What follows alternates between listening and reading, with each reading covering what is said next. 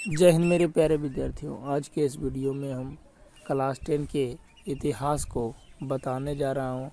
तो आप लोग इस वीडियो को बहुत ही अच्छे से देखिएगा और अपने प्रश्नों को आप नोटबुक पर उतार लीजिएगा, क्योंकि हम इसमें वही प्रश्न को लिया हूं जो एनसीईआरटी बुक में है। तो चलिए हम स्टार्ट करते हैं इस क्वेश्चन को। देखिए आप लोग को बुक भी दिखा देते हैं। बुक आपका देखिए, ये है आपका बुक।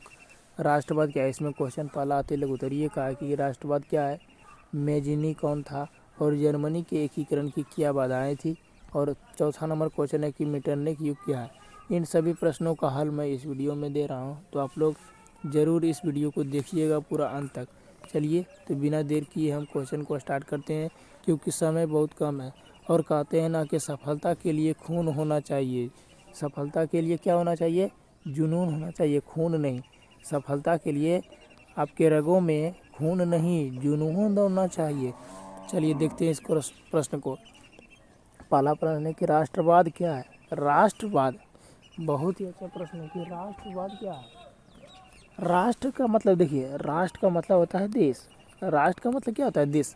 और वाद का मतलब होता है सोच। तो हम बोल सकते हैं कि अपने राष्ट्र के प्रति सोच या लगाव की भावना को हम राष्ट्रवाद कहते हैं।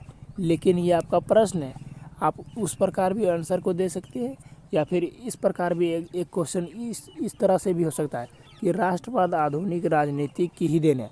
आधुनिक राजनीतिक, यहाँ पर एक बात आया कि आधुनिक राजनीतिक क्या होता है। आधुनिक राजनीति का मतलब क्या हो रहा है जानते हैं आप लोग?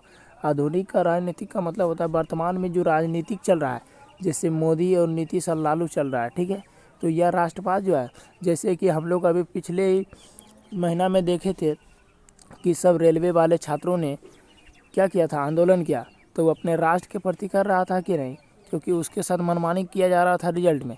तो राष्ट्रवाद क्या है? आधुनिक राजनीति की क्या है, एक देन है।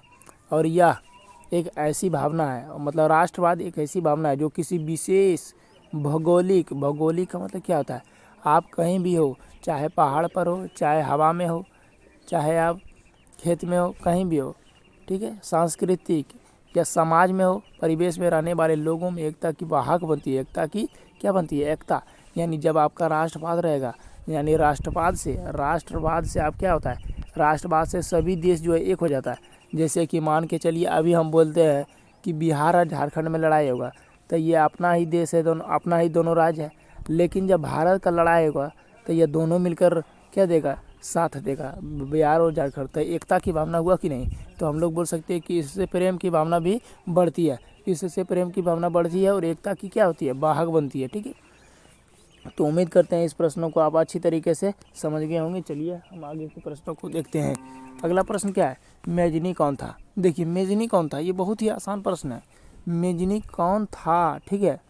तो इसका आंसर क्या होगा, मेजनी दार्शनिक। दार्शनिक का मतलब क्या होता है, यानी विभिन्न देशों में जाकर देखना है, मतलब वहाँ क्या हो रहा है नहीं हो रहा है, तो वही दार्शनिक होता है। दार्शनिक था, लेखक था, राजनेता तथा गणतंत्र के विचारों का समर्थक। गणतंत्र का समर्थक मतलब क्या होता है, यानी जहाँ पर लोकतंत्र है वहाँ मेजनी क्या करता है, समर्थन देता है कि हाँ यह बढ़िया है, यहाँ पर शासन चल रहा है, ठीक है। तो आप लोग समझ गए कि मेजनी कौन था। उनको इटली के एकीकरण का मसीहा कहा जाता है, ठीक है। उनको इटली के एकीकरण का मसीहा कहा जाता है। मेजनी को जो है इटली के एकीकरण, जब इटली का एकीकरण हो रहा था तो मेजनी ही एक राजनेता के रूप में उभर कर आए और इटली को एकीकरण में जो है प्रयास किए, और इस प्रकार जो है इटली का एकीकरण सफल हुआ। वैसे तो वहाँ 3 लोगों के सहायता से हुआ, लेकिन इटली के एकीकरण का मसीहा मेजनी को ही कहा जाता है, क्योंकि वे सबसे पहले इस भावना को शुरुआत किया, ठीक है। चलिए आगे देखते हैं। वह अपने गणतंत्रवादी विचारों के लिए, यानी गणतंत्रवादी विचारों के लिए मतलब क्या होता है, यानी लोकतंत्र की स्थापना के लिए इटली में 1831 ईस्वी में यंग इटली और 1834 में यंग यूरोप संस्था का क्या किया, स्थापना किया। यंग यूरोप एक संस्था होता है, ठीक है। इस संस्था में जो है बहुत सारे दल होते हैं और इसमें सेना भी होता है। तो इसका स्थापना किया, कौन किया? मेजनी। चलिए अगला प्रश्न आपका है कि जर्मनी के एकीकरण की क्या बाधाएं थी। जर्मनी, एक प्रश्न आता है कि जर्मनी के एकीकरण की क्या बाधाएं थी, क्या है? तो जर्मनी क्या होता है, जर्मनी एक देश है जो यूरोप में आता है, ठीक है, यूरोप महादेश में आता है।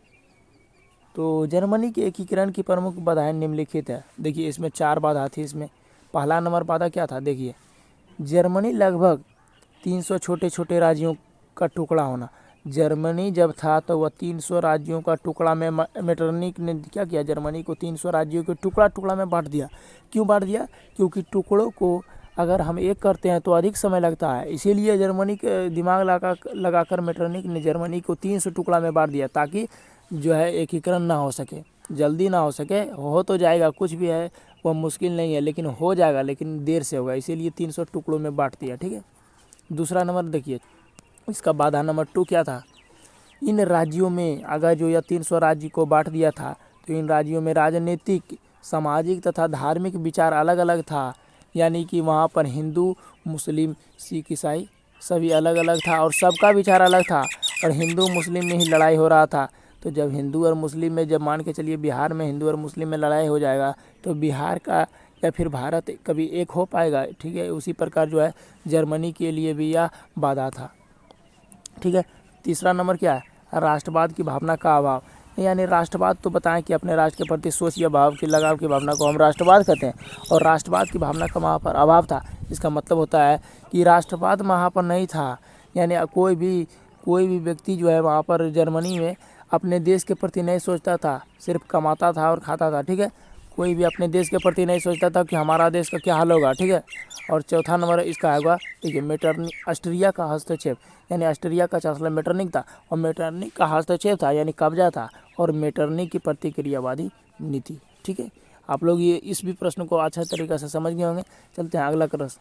अगला प्रश्न क्या है, मेटरनिक युग क्या है, मेटरनिक युग।